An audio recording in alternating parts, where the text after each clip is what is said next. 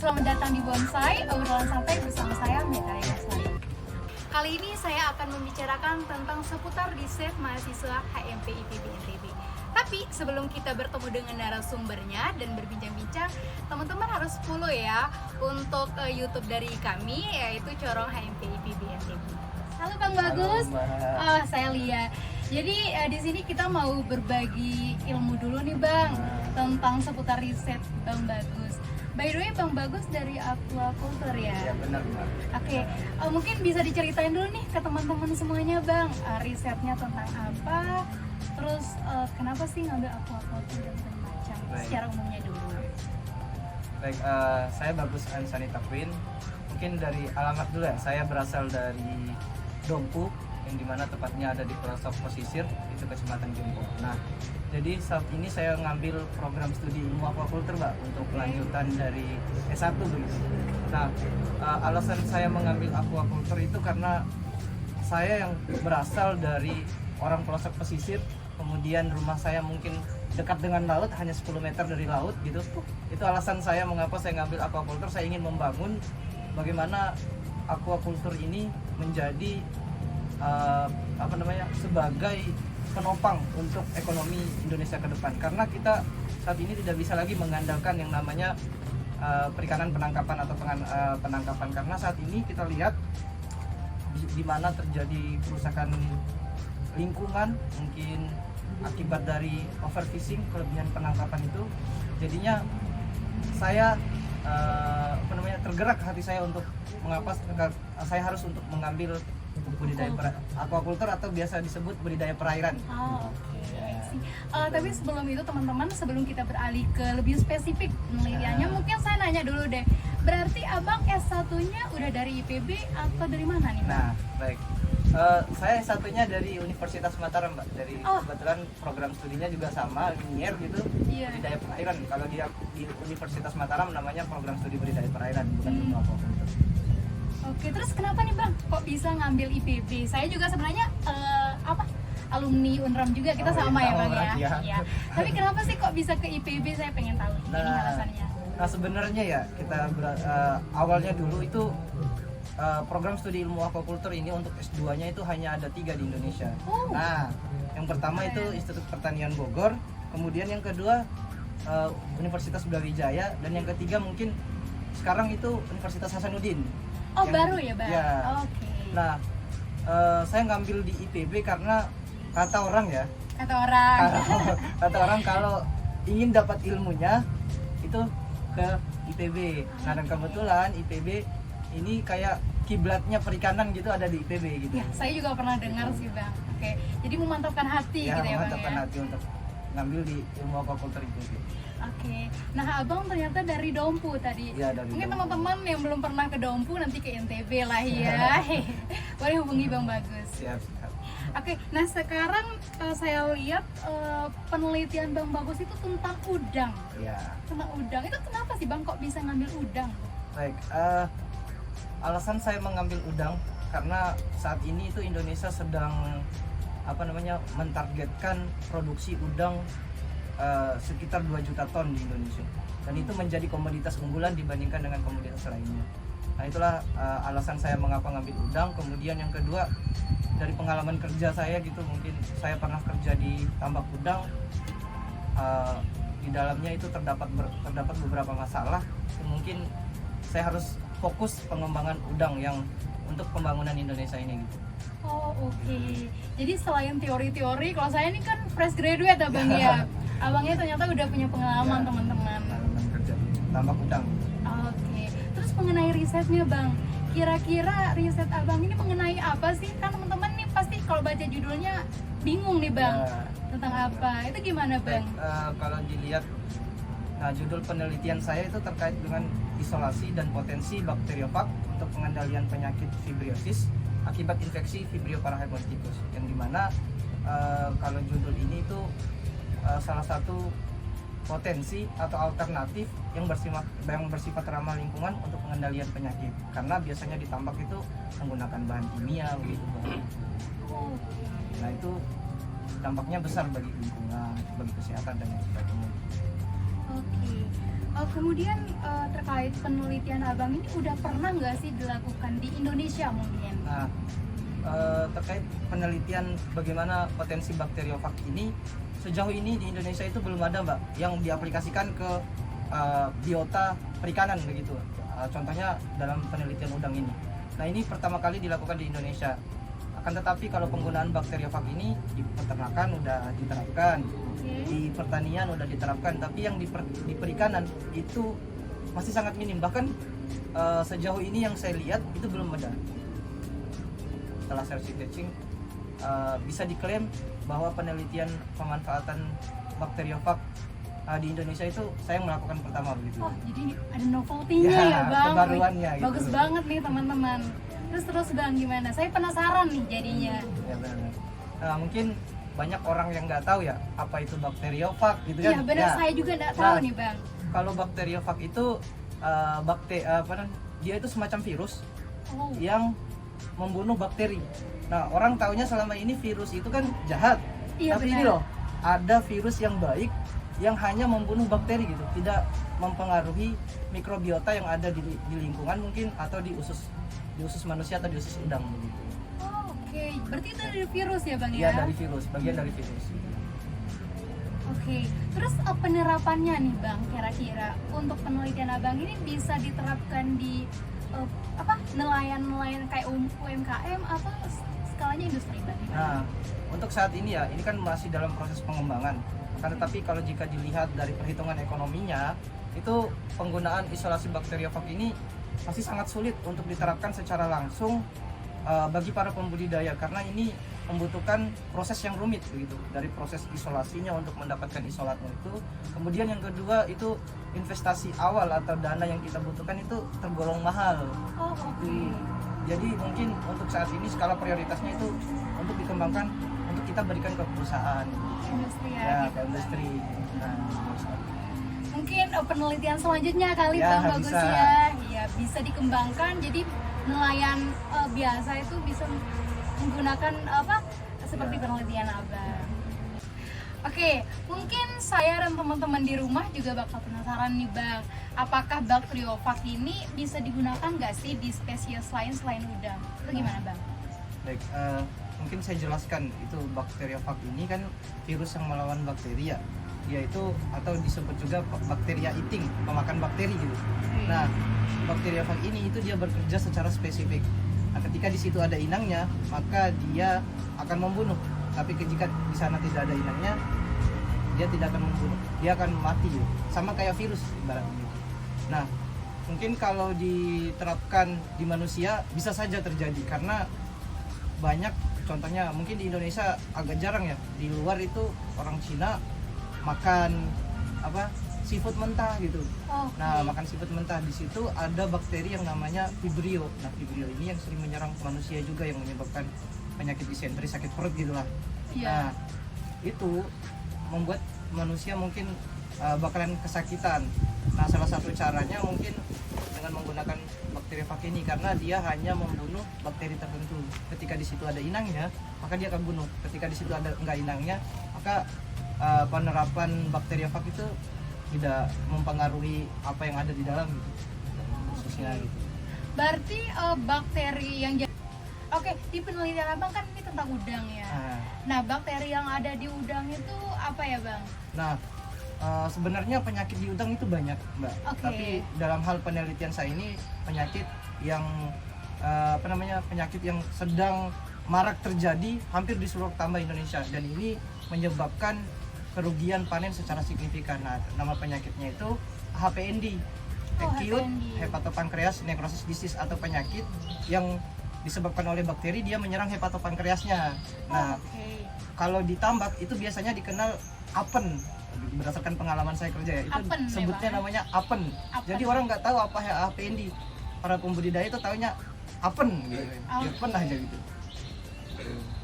Nah, makanya saya kenapa mengambil penyakit HPND ini atau apen ini, karena itu berdasarkan pengalaman saya, bukan hanya studi literatur yang saya lihat. Kan memang secara banyak udang yang terserang HPND gitu, tapi kan saya belum lihat secara langsung. Tapi setelah saya turun di lapangan, berdasarkan pengalaman kerja itu saya selama saya kerja tampak saya 2 kali terserang apel. Wah, Nah makanya saya cari solusi bagaimana caranya bisa mengendalikan penyakit HPND. oh, oke.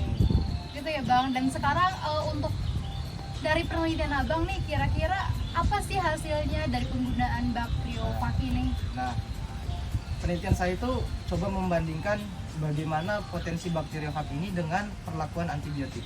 Karena sebelumnya sejauh ini itu belum ada yang bisa mengalahkan antibiotik. Oke. Pengobatan itu biasanya menggunakan antibiotik karena antibiotik ini biasanya digunakan untuk membunuh bakteri juga. Tapi penggunaan antibiotik ini udah mulai dilarang atau dibatasi itu berdasarkan peraturan Kementerian Perikanan dan Kelautan nomor 1 tahun 2019. Di Indonesia tidak boleh lagi menggunakan antibiotik atau dilarang. Ada bakteri tertentu karena penggunaan antibiotik ini yang pertama itu Mbak, sebelum saya jelaskan ke pagernya, penggunaan antibiotik ini itu pertama selain udah dibatasi penggunaannya, kedua udang yang mengandung antibiotik itu dilarang ekspor keluar. Ke luar negeri gitu Ya, ya. Oke. itu kita bakalan di banned atau di blacklist dari ekspor gitu. Nah, ketiga, ini masalah yang paling krusial dari penggunaan antibiotik itu masalah isu lingkungan. Nah, ketika kita memberikan antibiotik secara terus-menerus, itu akan menyebabkan bakteri menjadi resisten, Oh ya benar. ya kan? Iya. Dan itu akan menyebabkan bakteri menjadi ganas. Nah, akhirnya penggunaan antibiotik ini bukan mengobati, malah memperparah keadaan di tambak. Nah, Oke. bagaimana? Maka dari situ alasan saya kenapa mengambil Bacteriovac, saya ingin cari yang bersifat ramah lingkungan gitu. Nah, salah satunya penggunaan Bacteriovac ini. Nah, penggunaan Bacteriovac yang saya cari ini itu Bacteriovac yang memang isolasi dari tambak udang yang di situ udah terjadi penyakit HPND. Karena Bacteriovac ini kan seperti yang saya jelaskan tadi itu tidak ada inangnya. Kalau nggak ada inangnya dia nggak bakalan bisa hidup. Ya, bakal gitu. mati ya Bang Bakalan ya. mati. Oke. Makanya saya ngambil di tambak yang ada yang sedang outbreak penyakit HPND itu. Nah, Oke. jadi dia spesifik. Makanya saya menggunakan Bacteriovac supaya dia bisa membunuh bisa membunuh penyakit yang disebabkan APN ini aja, tidak membunuh probiotik yang ada di dalam tubuhnya gitu. Oke, yang lain-lain ya, Bang ya, Kalau bakteri baik. antibiotik kan itu bunuh semua Oh, jadi dia secara rata. apa ya? Ya. Oh, oke. Jadi yang seharusnya mikroba baik itu harus ada, tapi ikut mati karena penggunaan antibiotik. Nah, Bacteriovac adalah solusi. Oke, teman-teman, Bacteriovac adalah solusi. Ini kata Bang Bagus. Oke Bang, saya agak penasaran nih Bang. Kalau misalnya udang yang dikasih, ini mungkin maaf knowledge ya buat kita. Udang yang dikasih antibiotik itu ada ini nggak Bang? Abang tahu nggak ini untuk teman-teman tahu aja nih. Ada dampak nggak sih untuk ini apa namanya kayak setelah kita konsumsi gitu? Ya. Itu gimana Bang? Nah, penggunaan antibiotik ini kan kalau dikasih secara terus-menerus, pertama tadi yang resisten, kedua kalau dikonsumsi udang yang mengandung antibiotik ini kalau dikonsumsi itu akan menyebabkan racun bagi manusia. Oh. Nah itu bahayanya. Makanya kenapa FAO itu Iya. melarang ekspor udang yang mengandung antibiotik karena itu sangat berbahaya untuk kesehatan kita juga, bukan hanya kesehatan udang tapi manusianya juga akan berpengaruh.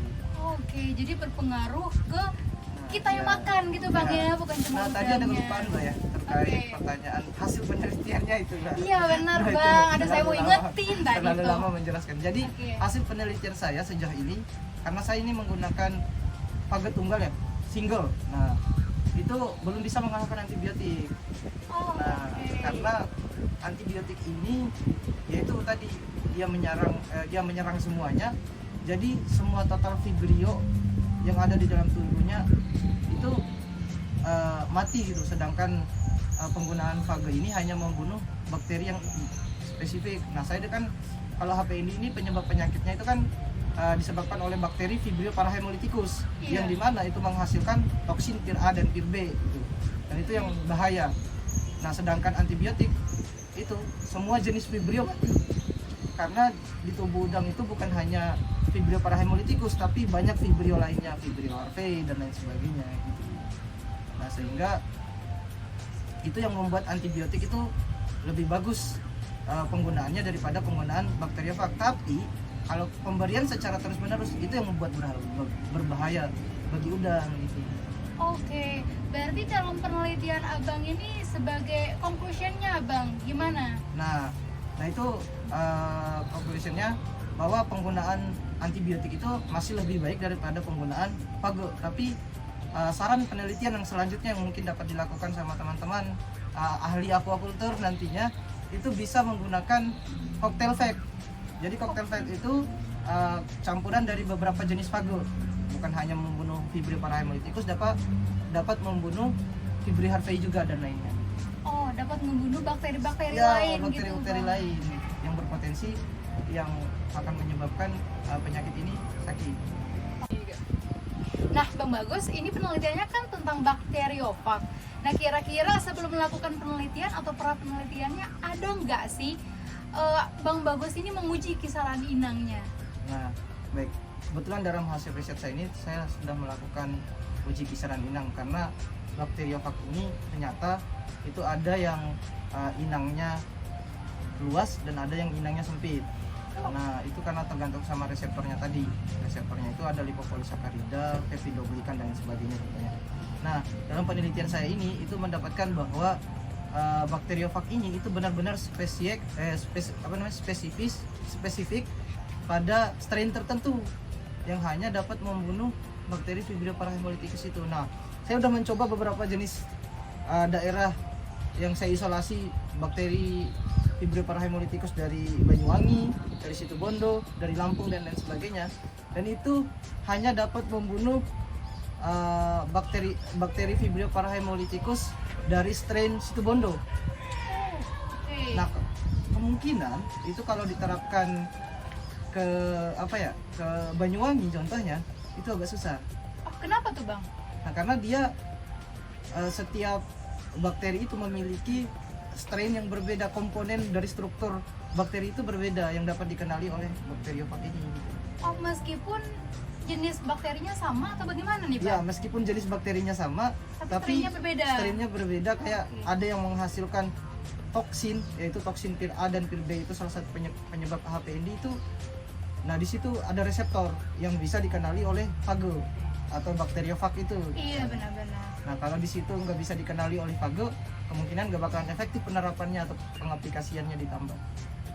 Oh, oke. Berarti yang bisa diterapkan saat abang uji kisaran inangnya di Pakai strain Vibrio parahemolyticus yang dari Situbondo. Oh, oke. Berarti ketika kita mau menerapkan itu, kita harus uji kisaran inang. Misalnya nih, Ya. saya mau nerapin di wilayah NTB. Nah, jadi harus kita uji dulu ya, Bang ya. Nah, iya, kita uji, kita coba ngambil isolasi bakteri yang dari NTB itu apakah cocok sama phage yang kita temukan dari Banyuwangi. Nah, kebetulan ya Oke. isolat yang saya dapatkan bakteriofag ini dari Banyuwangi. Oke, Bang.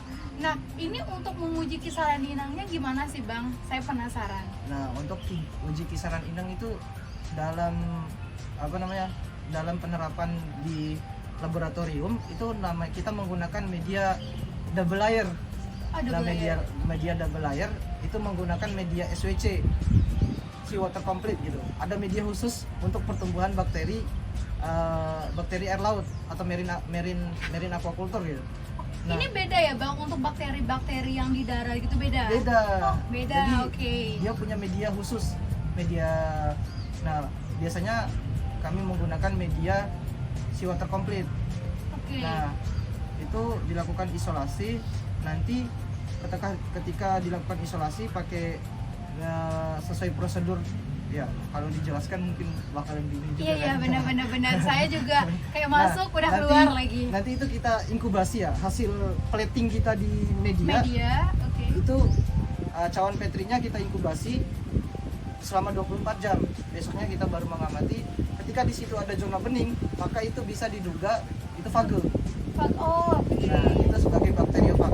Ketika di situ tidak ada zona bening, berarti itu phagenya nggak berjalan secara efektif. Berarti dia tidak menemukan inang yang cocok untuk dia gitu.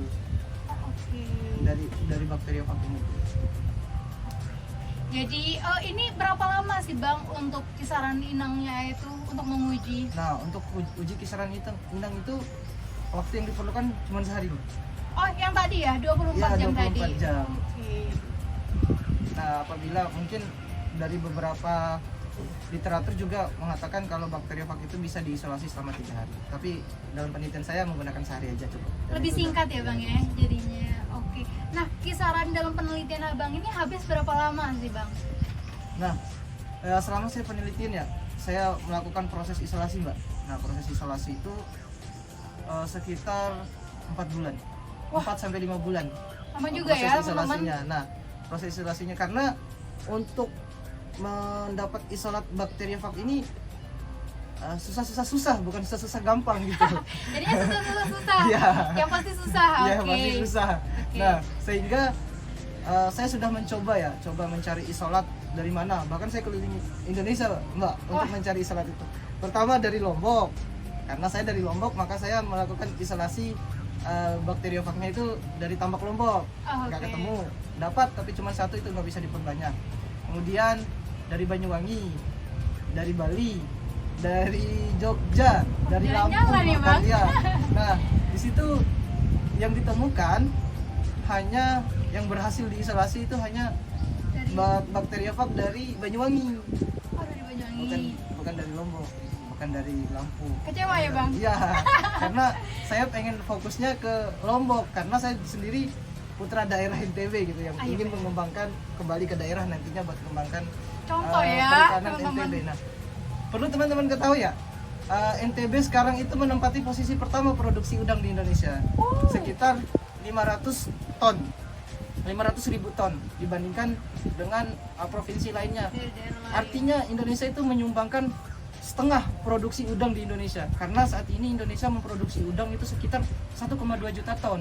Sedangkan Indonesia mentargetkan pada tahun 2024 ini, sekarang kan 2024 nih, itu sekitar 2 juta ton. Berarti masih ada sekitar 1 juta, 1,2 Iya. untuk mencapai target itu.